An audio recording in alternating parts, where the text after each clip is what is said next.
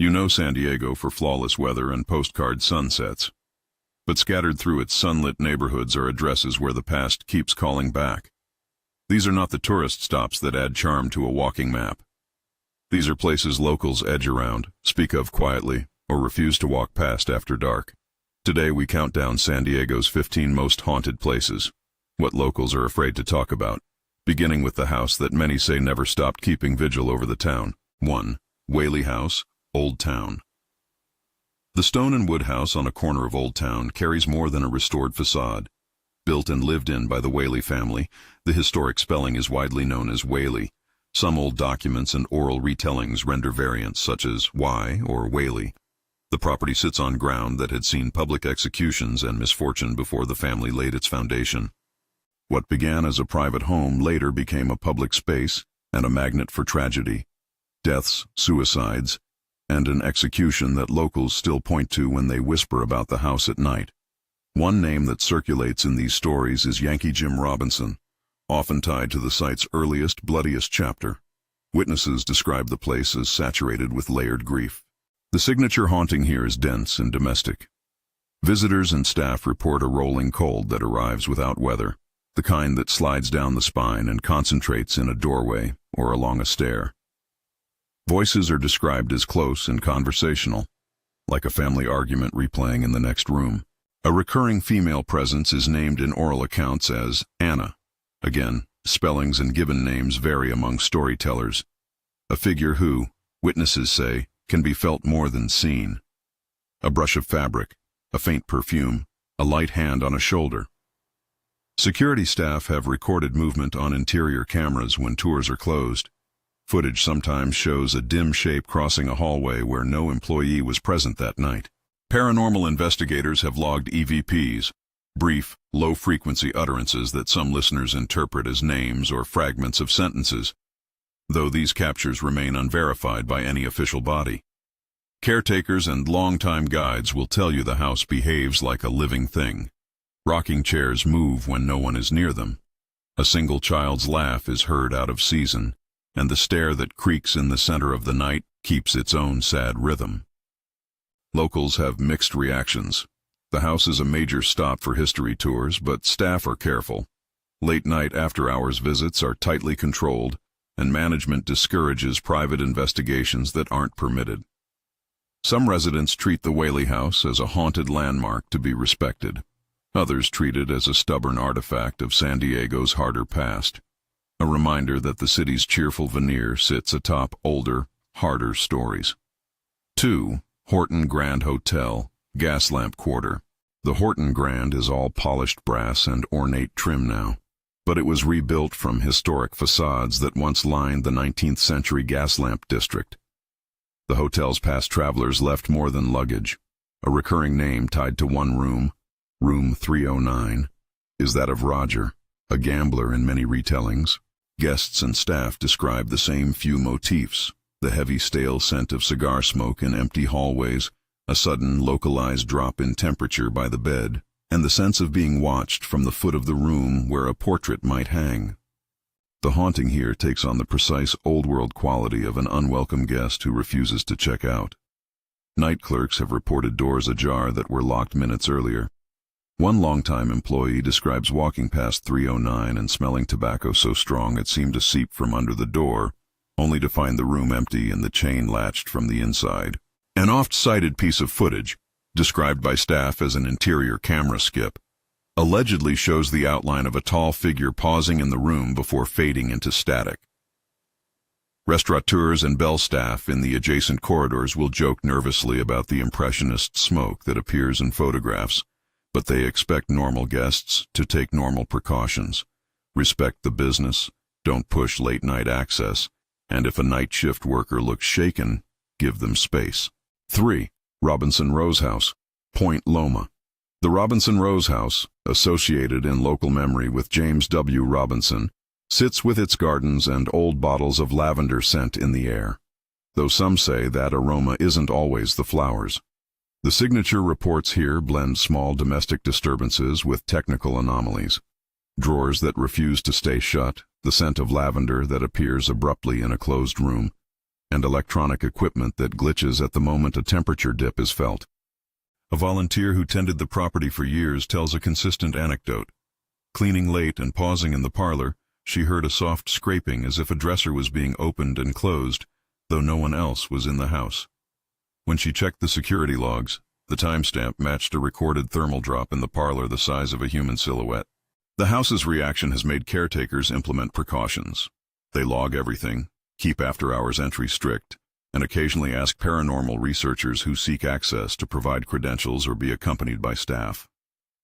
Local historians emphasize the house's place in the neighborhood's architecture more than its supposed spectral residence. Still, neighbors speak in low voices about a presence they say is more curious than malicious, persistent enough to be an operational nuisance, respectful enough not to harm. 4. Cosmopolitan Hotel, Old Town, sometimes listed under variant historic names. Old hotels insist on personality.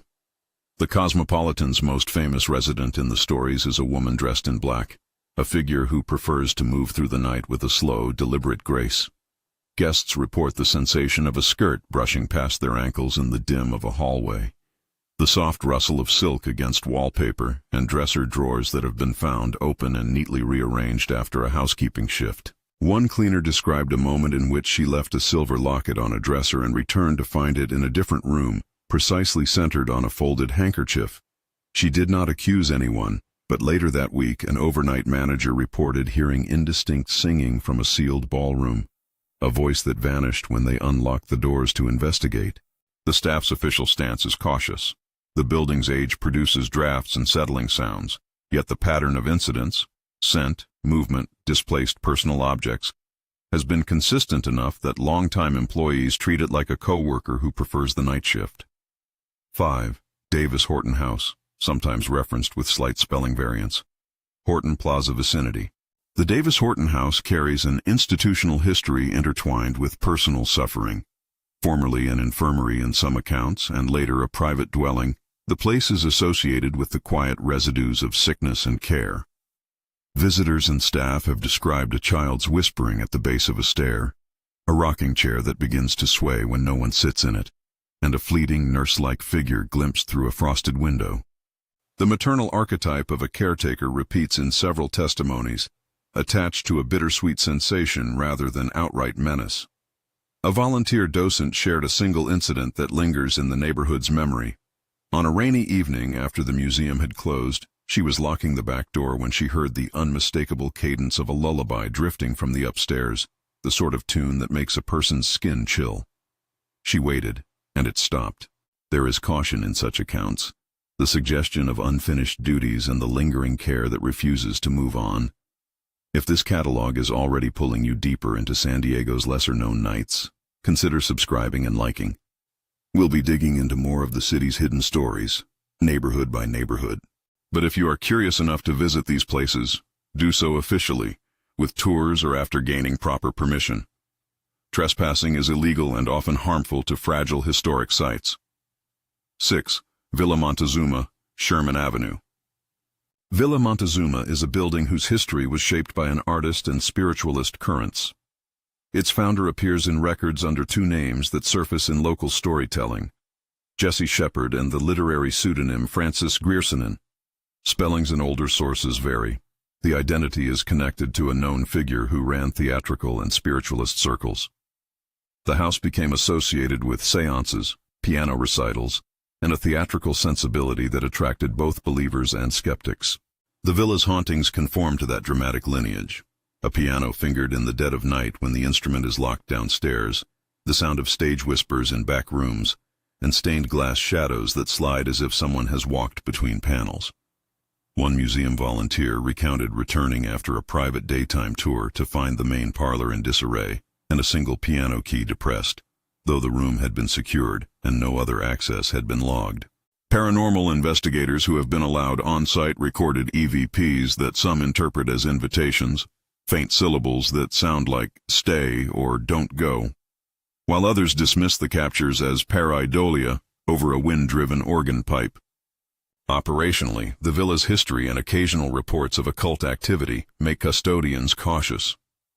The property has been subject to restoration debates, and those who manage it insist that any after-hours curiosity be handled through proper channels. The stories here tend to pull at the thread between performance and persistence, whether the house is echoing a spectacle or a person is left to witness testimony. 7. El Campo Santo Cemetery, Old Town.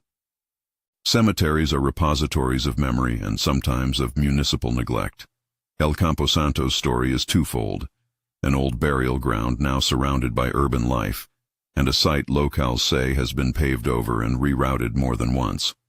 The recurrent motifs are engines dying at an impossible stop, the sudden sensation of weight in a parked car, and a spectral rider sometimes described as a viscero or soldier on horseback, an apparition that appears at dusk and vanishes into the park. A common night report comes from drivers who say their cars cut out upon approach to the cemetery gate. When they step out, the engine restarts as if nothing happened. Night watch volunteers have described sulfur and gunpowder odors at points along a path where city records show no active combustion, and one security guard testified to seeing the silhouette of a horseman framed by the low glow of a streetlight before the figure dissolved into the trees. Historians emphasize that the cemetery's overlays and relocations complicate the story. Graves shifted, markers replaced, and the city's growth have all left an uneasy palimpsest. For many locals, the unease stems less from a single ghost than from the sense that the dead have been moved, paved over, and asked to be forgotten. And that memory pushes back. 8. Star of India, Maritime Museum Berth. The Star of India is a battered beauty, a sailing ship now moored as a museum. Its timbers remember storms, long voyages, and the cramped lives of sailors. In the ship's darker hours, witnesses say those timbers remember in ways that cross into the uncanny. A recurring name in the ship's lore is John, a 12-year-old stowaway in some accounts, whose presence is described as a small, restless form seen running the deck at night. Crew and night watch volunteers report doors slamming below decks, footsteps that move against the wood grain, and the distinct sensation of being followed by chilly breath in narrow passageways. One deckhand who worked night detail told a slow, precise story. Walking the port side at 2 a.m., he saw the murky outline of a child dash across the deck and dive into a hatch. He followed. The hatch was latched from below. He opened it and found no one. Later, playback of a security camera showed a brief thermal anomaly, the heat signature of a small body moving through a corridor where no visitor logs recorded a presence.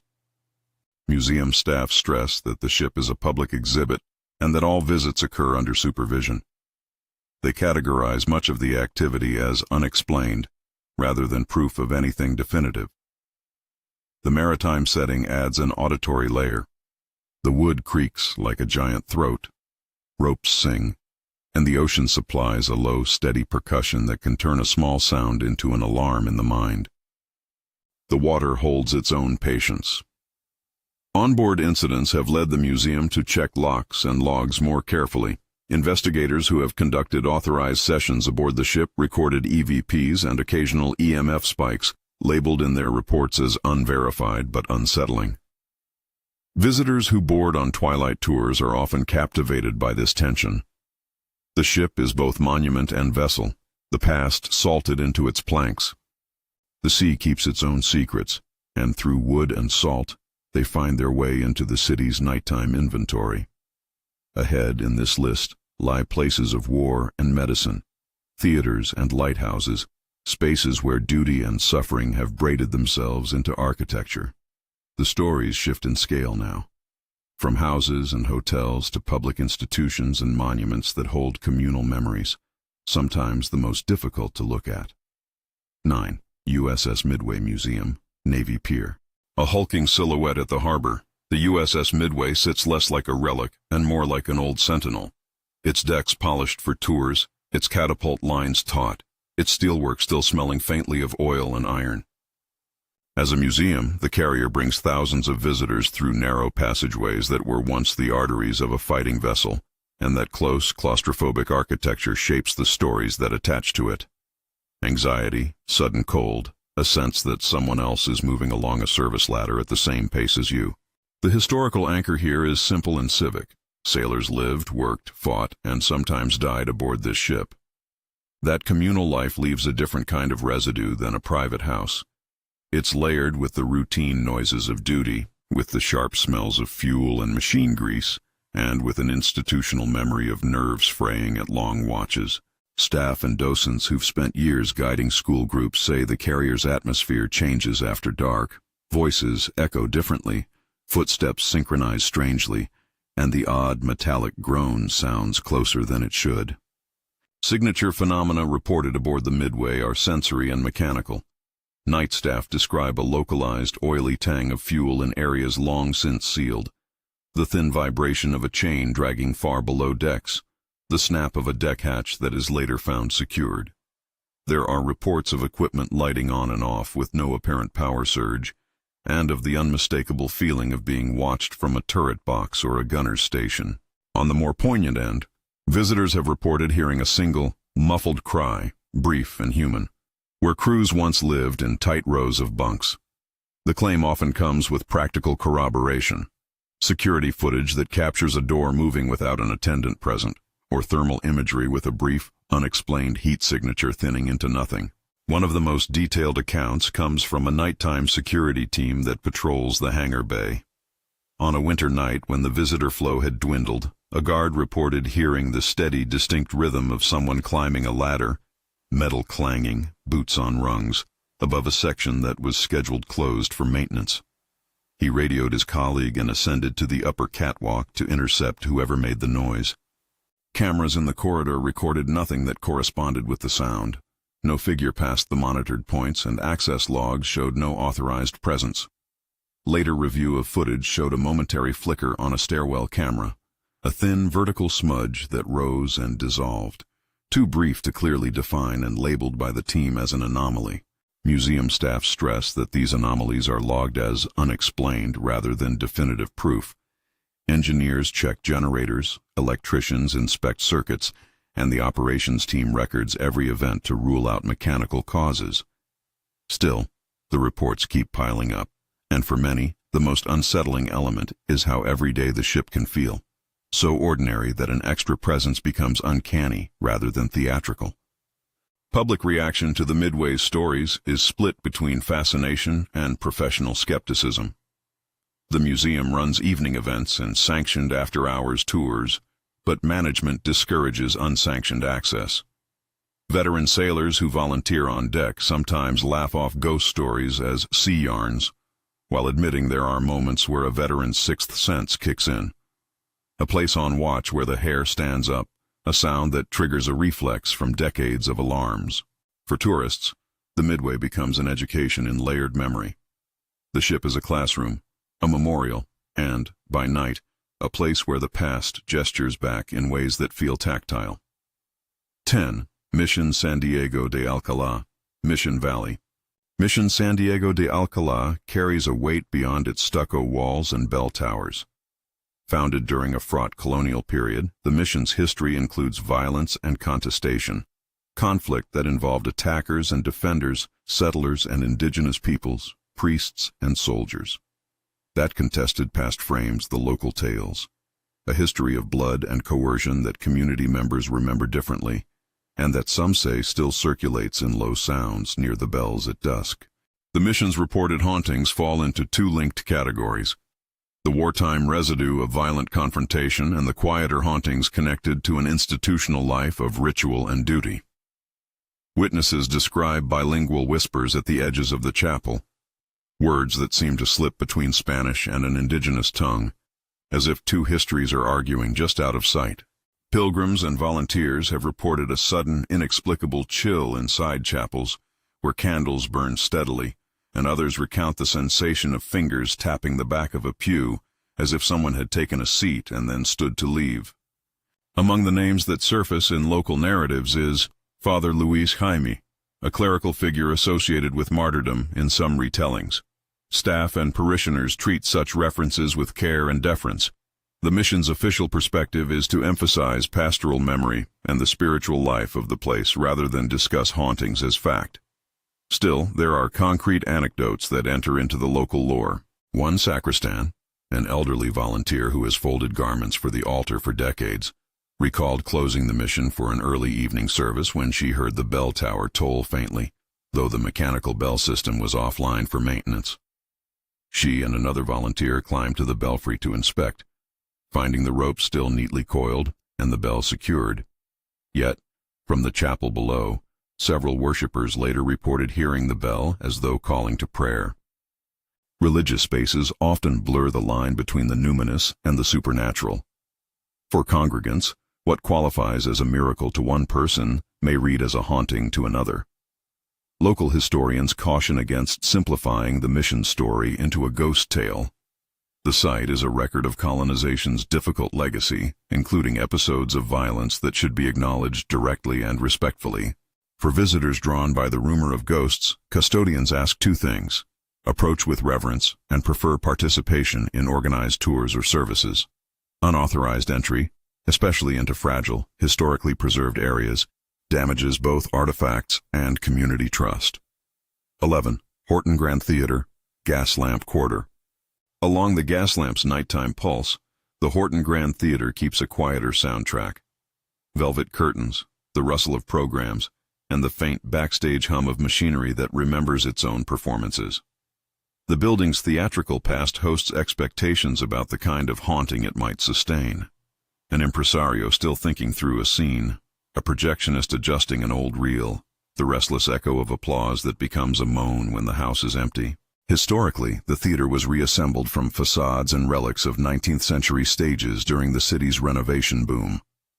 That string of salvage and reassembly contributes to an atmosphere in which the building feels both familiar and patched, as if the city stitched old theatrical bones into a new skin.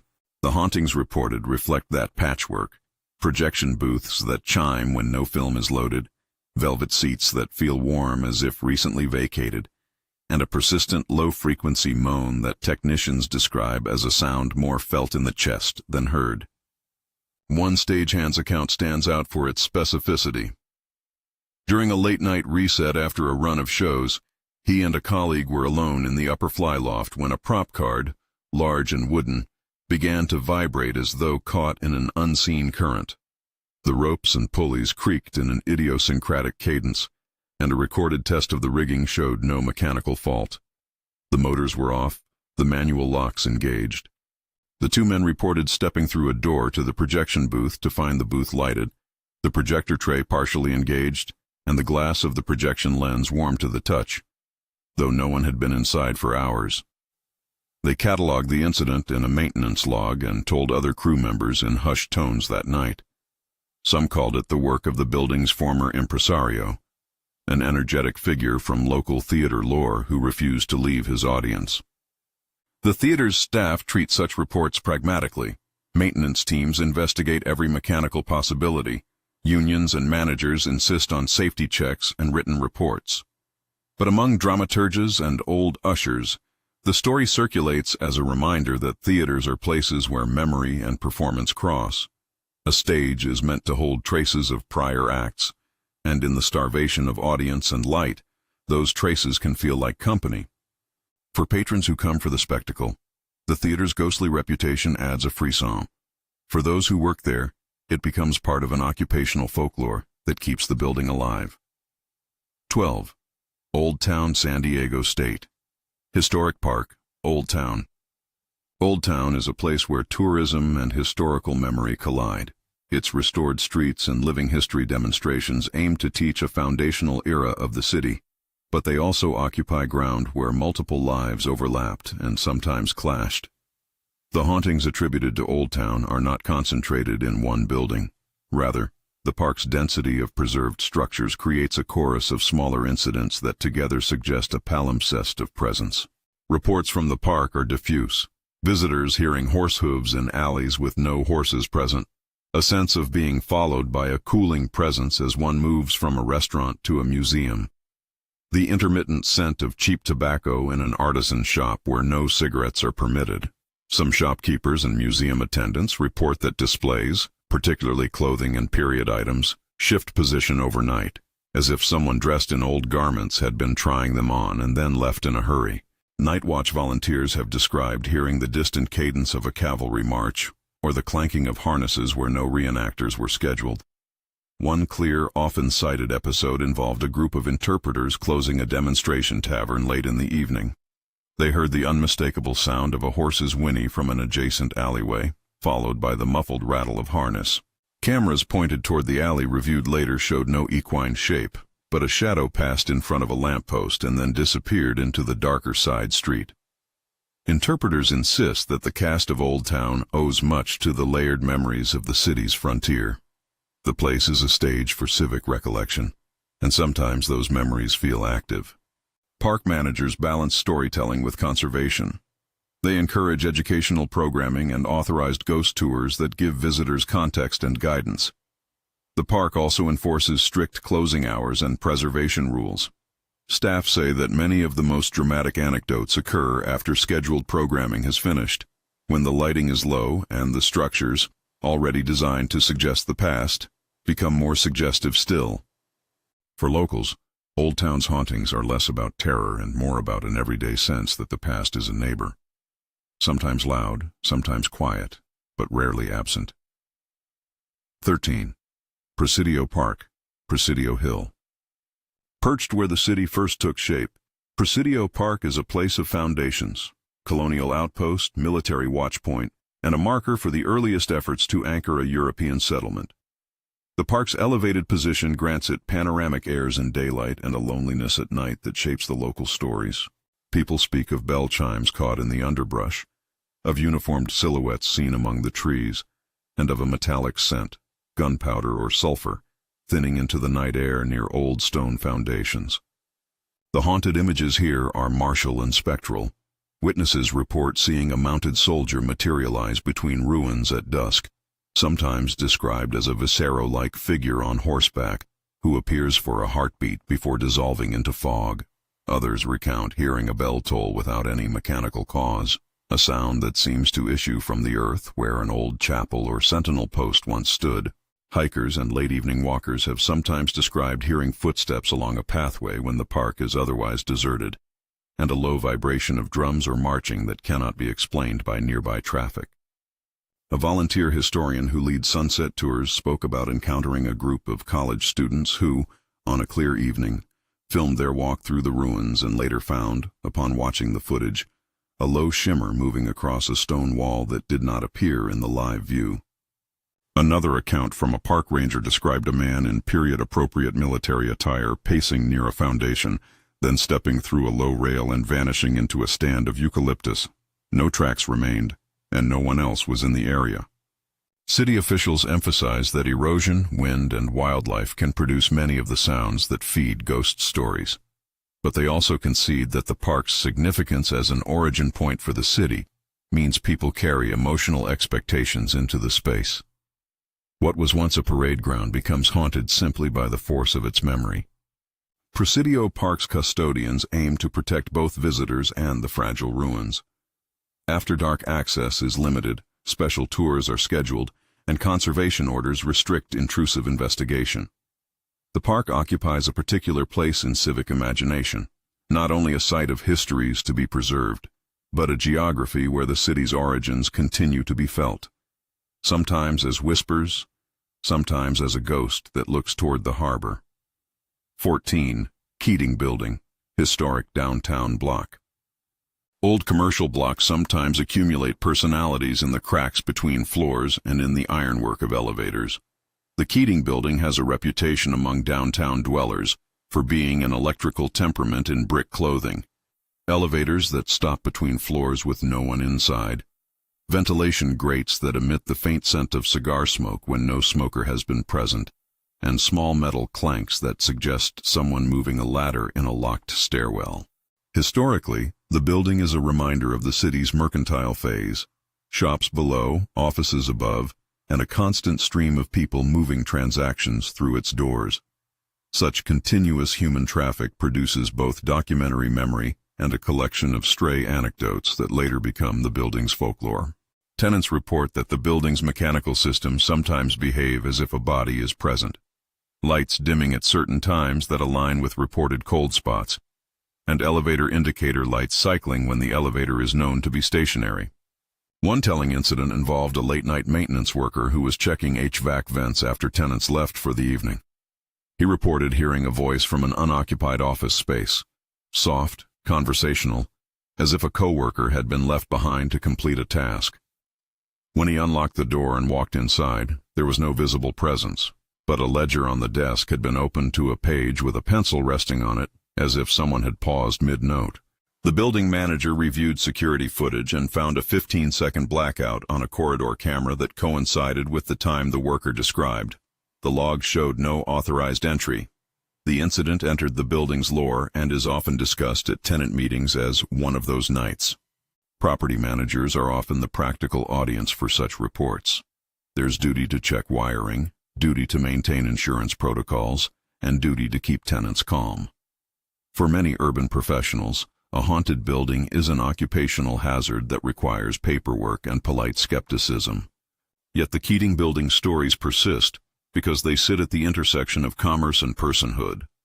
Offices are where people leave pieces of themselves in ledgers and meeting notes, and that sense of continuity can feel like presence in older, well-worn structures. 15. Old Point Loma Lighthouse, Point Loma.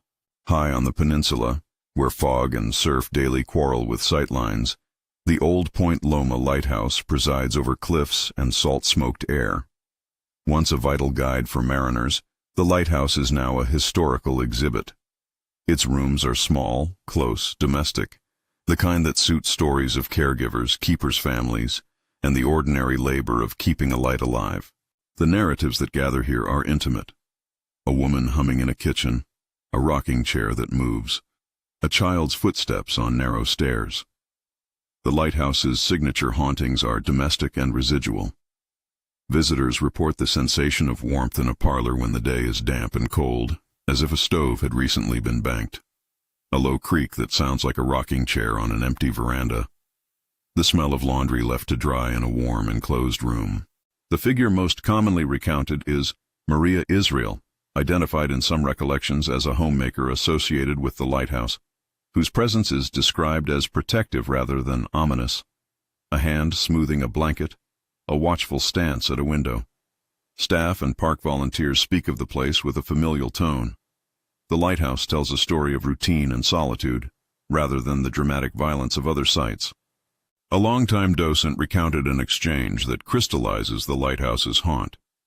During a twilight tour, a group paused at the keeper's parlor where an old rocker sits by the hearth. One of the children in the tour pointed and said, with the absolute certainty of a child, "That lady is sitting in that chair." The docent, who had worked at the lighthouse for years, felt the item gently shift under her hand, as if someone had just risen. Later, a maintenance check found the floor near the rocker with the faint, transient impression of a footstep in the dust, though the entry log showed no one had been in the room for some hours. The staff filed the incident as an oddity, a comfort to some visitors and a quiet shiver to others.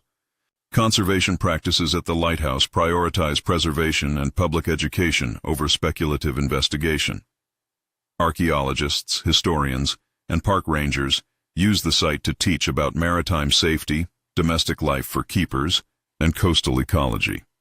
Yet the lighthouse's human scale, small rooms, daily tasks, family rhythms, makes it easy for visitors to imagine lives that stretched across generations. The presence reported here is less about unresolved violence and more about the persistence of care. Somebody kept watch, somebody laundered, somebody knitted near the light. The traces of those acts sometimes feel as immediate as a warm breath. Synthesis, memory, architecture, and the ethics of curiosity. Taken together, these 15 places map a different San Diego. Not merely a coastal city of beaches and sunshine, but a palimpsest of duty, sorrow, entertainment, and daily life that refuses to erase itself. The pattern is less about monsters and more about memory made material. Houses remember how they were lived in. Ships remember cramped breath and salt air. Missions remember conquest and prayer. Theaters remember applause. In each instance, the haunting is a civic artifact, a place where policy decisions, economic pressures, and historical violence left traces that local residents sense in different ways. The kinds of evidence collected also vary in credibility and method. Some reports are sensory, cold spots, scents, tactile impressions that slip away from forensic scrutiny but strike deeply in human testimony. Others involve recorded anomalies, security footage that shows motion with no registered presence, thermal dips that confirm a sudden change in heat signature, or EVPs that investigators interpret as voices. Many of these leads remain unverified in formal archives. Museum and municipal staff tend to classify them as unexplained and log them for maintenance and safety review rather than as scientific proof of anything supernatural. Where formal documentation exists, camera logs, security reports, maintenance notes, they are often used to rule out mundane causes first. That process of elimination seldom satisfies those who come for an encounter. It does, however, keep these places safe and preserved for future visitors. The social dimension of these hauntings matters as much as the sensory. Locals often adopt a language of caution, both out of respect for the deceased and out of concern for fragile sites. Stories of paved-over cemeteries, reassembled facades, and repurposed hospitals provoke debates about civic memory. Which histories are preserved, which are commercialized, and which are quietly suppressed. In many neighborhoods, ghost stories serve as a pressure valve for shame or forgetfulness. Telling them is a way of naming past harms without having to place blame in contemporary courts. They also function as means to keep attention on threatened places, to build audiences for preservation, and to insist that even the most polished downtown block contains a human residue. An ethical through-line runs beneath the fascination. These are places with living communities, curators, caretakers, descendants, volunteers, workers, whose lives are affected by the stories we circulate. The more sensational the claim, the greater the risk of amateur trespassing, vandalism, and disrespectful tourism that damages fragile structures and upsets neighbors. That is why official sites and municipal custodians emphasize permitted programming, scheduled tours, and respectful curiosity. The people who work in these places are not gatekeepers of a secret thrill. They are guardians of memory. Listening to their caution is part of honoring the past. What locals are afraid to talk about, then, is often not only the specter itself, but what the specter implies. A city that has made practical choices about land and labor, about who is remembered, and whose graves are paved over. A community that has absorbed hard histories into a daytime economy. Ghost stories can be cathartic because they allow an embodied sense of history without the thornier policy debates that real change would require. They are ways of remembering when official commemorations fall short. A closing admonition and invitation. If these stories stirred your curiosity, let that curiosity be responsible. Visit through official tours, talk to docents and local historians, and support conservation efforts that protect artifacts and archives. Do not trespass, do not remove artifacts or disturb fragile settings, and be mindful that these locations often sit within neighborhoods where people live and work. The city's haunted topography is entwined with real human loss and complex civic choices. Approaching it with reverence keeps both the stories and the places intact. Did we miss a place that your neighborhood warns you about after dark? Tell us in the comments below. Share the address or the memory that locals whisper when tourists aren't listening. If you want more deep dives into local histories and the stories that refuse to stay buried, subscribe and join us for the next neighborhood tour. Above all, explore legally and respectfully. These sites belong to all of us, and their memories deserve careful stewardship.